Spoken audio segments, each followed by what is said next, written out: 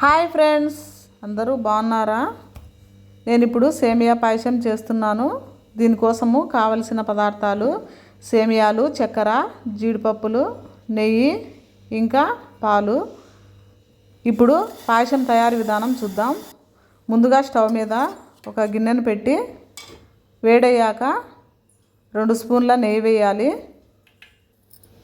ఇందులో జీడిపప్పులు వేయాలి. జీడిపప్పులను బ్రౌన్ కలర్ వచ్చేంత వరకు వేయించి పక్కన పెట్టుకోవాలి.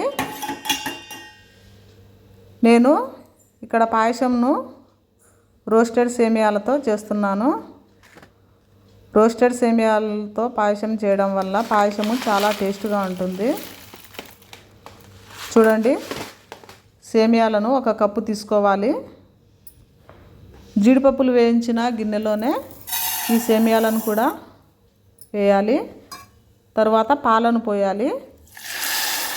ఎక్కువ పాలను పోస్తే పాయసము చాలా టేస్ట్గా ఉంటుంది. అలాగే నీళ్ళు కూడా పోయాలి.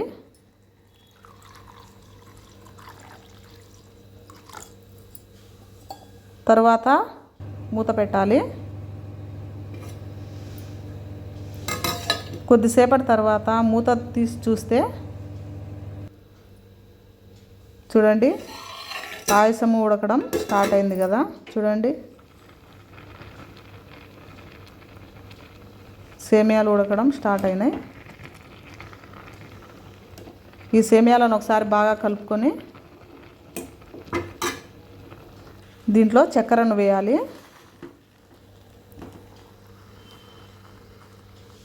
మీ స్వీటుకు తగినట్టుగా ఇందులో చక్కెరను వేయాలి. 1 కప్పు చక్కెరను తీసుకొని ఇప్పుడు ఇందులో వేయాలి. ఇప్పుడు రెండింటిని బాగా కలుపుకోవాలి. చూడండి, ఈ విధంగా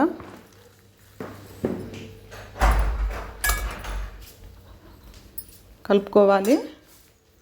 తర్వాత మూత పెట్టాలి.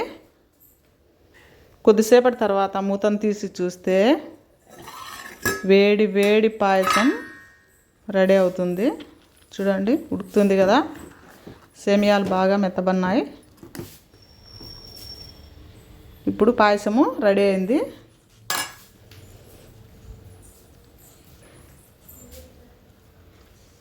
ఈ పాయసంలో మనము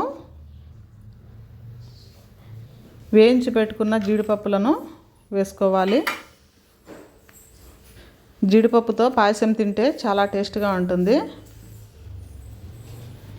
నేను ఇక్కడ పాయసంను గట్టిగా చేశాను. ఈ వీడియో కనుక మీకు నచ్చింటే లైక్ చేయండి, షేర్ చేయండి.